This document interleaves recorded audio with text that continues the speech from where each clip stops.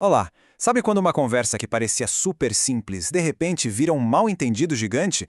Pois é, parece que todo mundo está falando a mesma língua, mas no meio do caminho a mensagem se perde completamente. Bom, hoje a gente vai mergulhar fundo nesse mistério para descobrir o que está rolando de verdade por baixo da superfície das palavras. Para começar, vamos pegar um exemplo que é um clássico. Olha só essa cena. A esposa fala: "A lâmpada da cozinha, assim como a da geladeira, queimou." E o marido responde: "Terei cuidado ao pegar a cerveja." Ok, à primeira vista parece uma coisa bem direta, né? Uma informação. Lâmpadas queimaram. Fim de papo. Mas, será que é só isso mesmo? Pois é, essa é a grande questão. O que de verdade está sendo dito aqui?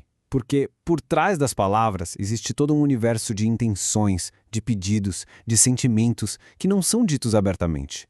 Tem uma mensagem ali escondida bem debaixo do nosso nariz, sabe? E hoje a gente vai aprender a farejar essa mensagem.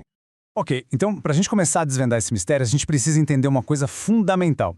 Toda comunicação, não importa se é falada ou escrita, funciona em dois níveis diferentes. E o segredo para se comunicar bem de verdade é sacar esses dois níveis. E é aqui que a gente chega numa separação que é crucial. A diferença entre compreensão e interpretação. Pensa assim, compreender é entender o que está escrito ali, preto no branco. É a superfície, o significado literal. Agora, interpretar, interpretar é outra história. É ir mais a fundo. É a arte de ler as entrelinhas, de pescar aquilo que não foi dito, mas que está lá. É captar a real intenção. Certo, então, como é que a gente se transforma num detetive da comunicação? A gente precisa de ferramentas, né? É isso que a gente vai ver agora. Vamos encher a nossa maleta de detetive com umas técnicas para achar essas pistas que ficam escondidas nas mensagens do dia a dia. E a nossa primeira ferramenta se chama pressupostos. Nome meio técnico, mas a ideia é simples. Pensa nos pressupostos como se fossem as impressões digitais que a gente deixa nas frases. São aquelas ideias que não estão escritas com todas as letras, mas que ficam ali, implícitas, por causa de uma palavrinha ou outra que a gente escolhe usar. Vamos ver como isso funciona na prática. Olha essa frase. Sua primeira decepção na escola foi a falta de recursos. A palavra-chave aqui, a nossa pista, é primeira. Pode parecer uma palavra boba, inofensiva, mas é aí que está o pulo do gato. É que essa pista, essa palavrinha, revela o poder do pressuposto. Se essa foi a primeira decepção, o que isso quer dizer? Quer dizer que teve outras, né? Vieram outras depois. Viu só? Uma única palavra e de repente a gente descobre uma história inteira que não tinha sido contada.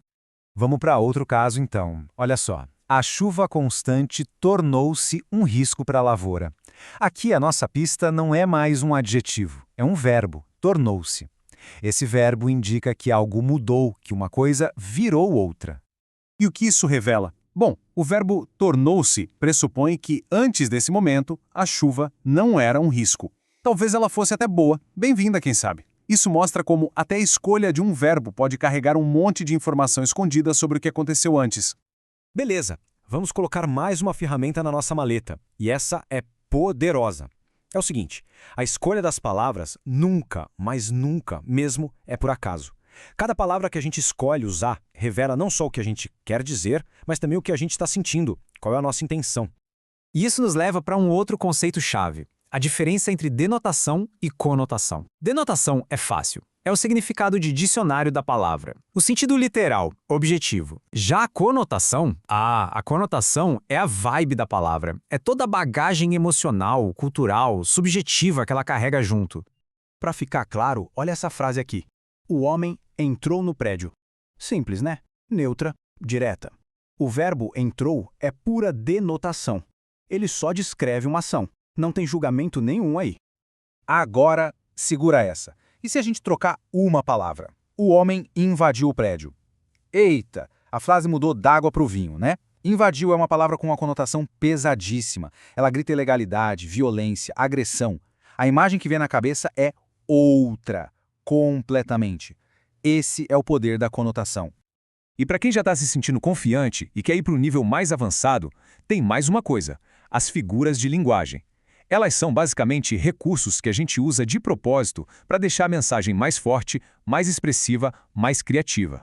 Um exemplo super comum é a tal da metonímia. Olha só, ele gosta de ler Machado de Assis. Quando a gente ouve isso, ninguém pensa na pessoa lendo o corpo do Machado de Assis, né? Seria bem bizarro. O nosso cérebro, na hora, entende que a gente está falando da obra dele. É uma troca inteligente que deixa a conversa muito mais rápida e fluida. Bom, e onde a gente quer chegar com tudo isso? A questão é que dominar essas técnicas todas não é só um exercício acadêmico, sabe? É quase como ganhar um superpoder para usar na vida real. De verdade. O mundo da comunicação começa a ser visto de um jeito totalmente novo. Com essa habilidade, fica muito mais fácil analisar os argumentos de um jeito mais crítico. Dá para sacar quando tem alguma tentativa de manipulação no ar. Na hora de escrever, os textos saem com muito mais precisão, com mais impacto. E o mais importante, fica mais fácil entender a real intenção por trás das palavras, seja numa conversa casual ou na manchete de um jornal.